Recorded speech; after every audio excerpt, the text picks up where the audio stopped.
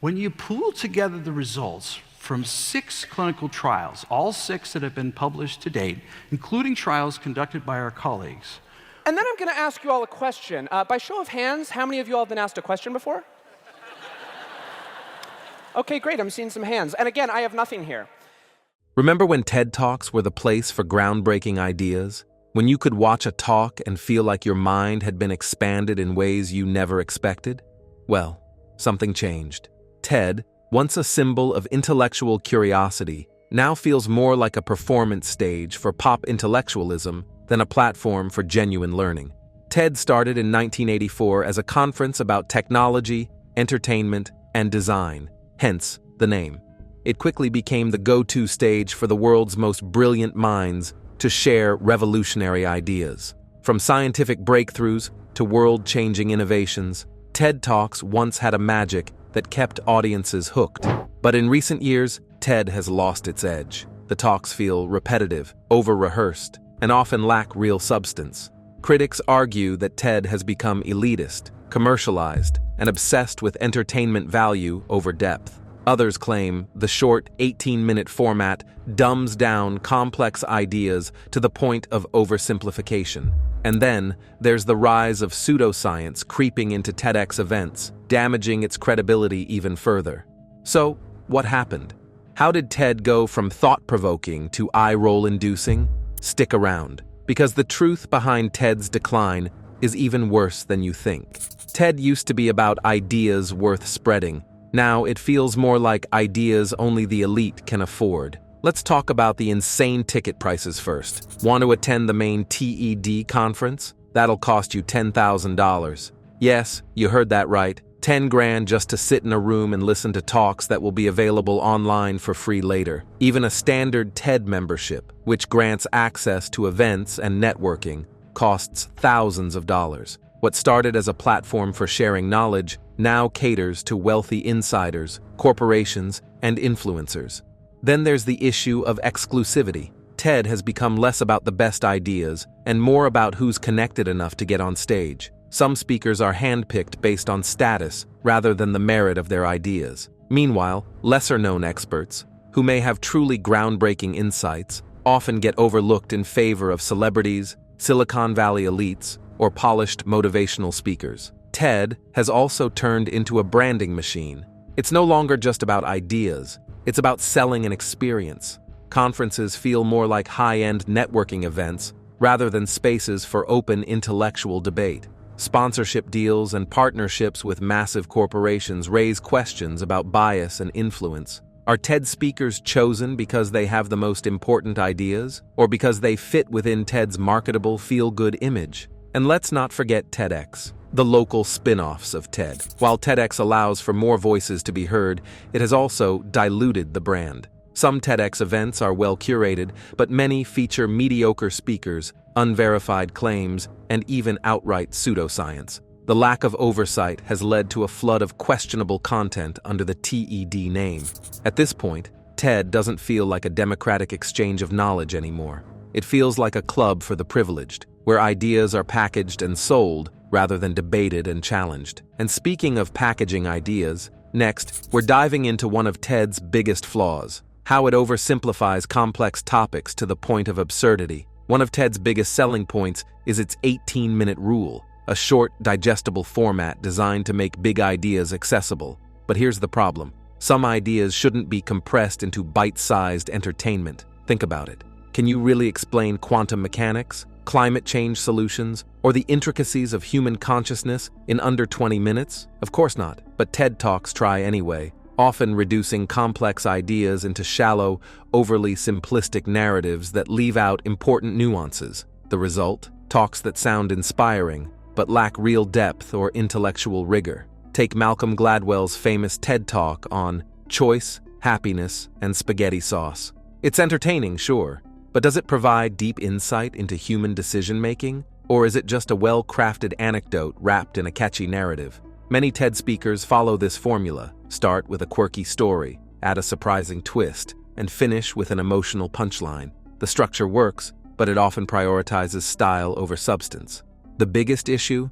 TED rewards speakers who simplify rather than challenge. Talks that are nuanced, full of technical details, or demand serious critical thinking don't go viral. Instead, the most popular talks are often those that are motivational, vague, and feel good. TED has become more about inspiration than information. And this isn't just an opinion. Experts have criticized TED for its lack of intellectual depth. Benjamin Bratton, a professor of visual arts and philosophy, famously called TED middlebrow megachurch infotainment. He argued that TED encourages shallow optimism instead of real solutions, making people feel like they understand a topic without actually learning much. At its worst, TED reduces complex subjects into life lessons rather than real, critical discussions. It's why many TED Talks feel like they're telling you what you want to hear rather than challenging your thinking. And if you think that's bad, wait until you hear about TED's next problem, its lack of diverse viewpoints. TED Talks claim to be about ideas worth spreading, but whose ideas actually get the spotlight? If you take a closer look, you'll notice a pattern. TED tends to promote a very specific worldview, one that's polished, optimistic, and often unchallenged. TED has a reputation for curating ideas that fit a certain mold. The talks are overwhelmingly progressive, tech-centric, and corporate-friendly. While there's nothing wrong with these perspectives, the problem is that alternative viewpoints are often ignored. TED rarely features speakers who question the tech industry's dominance, the downsides of globalization, or the failures of Silicon Valley's utopian vision. Instead, it prefers speakers who reinforce its feel-good, solution-focused image. And let's talk about controversial topics. TED has been accused of censoring or disinviting speakers whose ideas don't align with its brand. In 2013, biologist Rupert Sheldrake and writer Graham Hancock had their TEDx talks removed from TED's main platform because they touched on scientific theories that TED deemed too speculative. Whether you agree with their ideas or not, the fact remains: TED decides what conversations are acceptable. This also happens with political and social issues. TED Talks about inequality, climate change, or the future of work often present safe, mainstream solutions while avoiding deeper systemic critiques.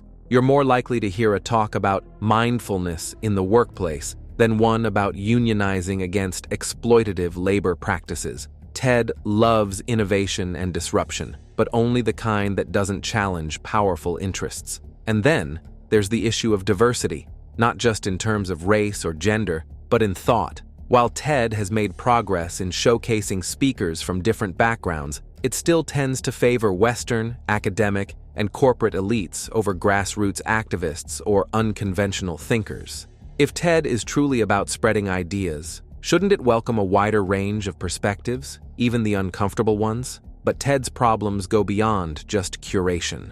Some of its biggest credibility issues come from the rise of pseudoscience creeping into its talks, and that's where things get really messy. TED started as a platform for cutting-edge science and revolutionary ideas, but in recent years, it's become a breeding ground for pseudoscience, exaggerated claims, and outright nonsense. The problem started with TEDx, the independently organized local events. While TED tries to maintain quality control over its main conference, TEDx events have far less oversight. As a result, many have featured questionable speakers pushing unverified or misleading claims. Take the case of Rupert Sheldrake's infamous TEDx talk. Sheldrake, a controversial biologist, argued that the laws of physics might not be constant and that science has dogmas that limit human understanding. TED pulled his talk, labeling it as unscientific. This sparked a debate. Was TED protecting its credibility, or was it engaging in censorship? But TEDx events have hosted far worse than Sheldrake. Some talks have promoted alternative medicine, energy healing, and even psychic abilities. In one TEDx event, a speaker claimed that DNA emits light that can be altered by human intention. Another suggested that we could cure diseases using vibrations. These aren't just fringe theories. They're dangerous misinformation presented under TED's respected brand.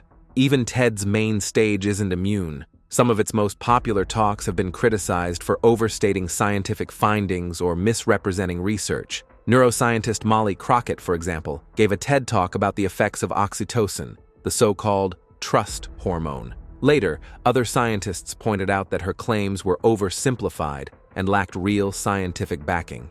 The issue here isn't just bad science. It's that TED prioritizes engaging storytelling over factual accuracy. A speaker with a charismatic delivery and a compelling personal story can often get further than one with dry, technical but accurate research. And when bad science gets wrapped in TED's sleek, professional packaging, it becomes harder to question. But the biggest shift in TED's decline isn't just the rise of bad science. It's how the platform has turned into a stage for entertainment rather than serious ideas. And that's what we'll explore next. At some point, TED stopped being about big ideas and started being about big performances. If you've watched a TED Talk recently, you've probably noticed a pattern: slick visuals, rehearsed gestures, and speakers who seem more like performers than experts. That's because TED has perfected the formula for a viral talk, and it's less about intellectual depth and more about how well you can deliver a punchline. TED speakers are trained to speak in sound bites. They're coached to pause at just the right moments, to deliver emotional anecdotes, and to wrap up their talks with an uplifting conclusion. The problem? Real intellectual discourse isn't always inspiring.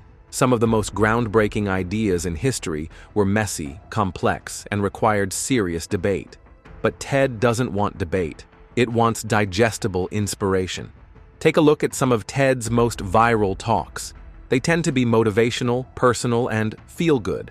Topics like how to be happier, the secret to success, or the power of vulnerability dominate TED's most watched list. Meanwhile, truly difficult and challenging topics often take a back seat because complicated discussions don't go viral. The shift towards performance over content has also led to an influx of self-help gurus and business influencers. Instead of real experts discussing nuanced issues, we get speakers who tell personal transformation stories that sound deep but offer little real insight. Many TED Talks now resemble keynote speeches at corporate retreats rather than intellectual lectures. And let's talk about the predictability. TED Talks have become so formulaic that they're easy to parody. Comedian Will Steven even gave a viral TEDx talk titled "How to Sound Smart in a TED Talk," where he said absolutely nothing, yet still received applause. The fact that a completely meaningless TED-style talk could be just as compelling as a real one says a lot about how performative the platform has become. TED has shifted from a space of deep discussion to a stage for polished, marketable entertainment. And that brings us to the final question. Is there any way TED can fix itself? TED once stood for groundbreaking ideas and intellectual curiosity, but today, it's more like a theater production, a place where performance matters more than depth, where ideas are packaged into feel-good entertainment, and where exclusivity and commercialization have overshadowed its original mission. The problems are clear: outrageous ticket prices, oversimplified ideas, lack of real diversity in thought, the rise of pseudoscience, and an obsession with entertainment over substance. TED has become a brand, not a movement, a place where viral potential outweighs intellectual honesty. Can TED fix itself? Maybe. It could start by welcoming real debate, allowing more time for complex ideas, and prioritizing depth over marketability. It could stop curating talks to fit a narrow, feel-good narrative and embrace the discomfort of real intellectual exploration. It could also take more responsibility for the quality of TEDx talks to prevent the spread of misinformation. But will TED actually change? That's the real question. As long as TED Talks continue to rack up millions of views and generate massive profits, there's little incentive for the organization to shift away from its formulaic, polished storytelling. So the next time you watch a TED Talk, ask yourself, is this really expanding my mind, or is it just another well-packaged performance? And if you enjoyed this deep dive, don't forget to like and subscribe for more content like this.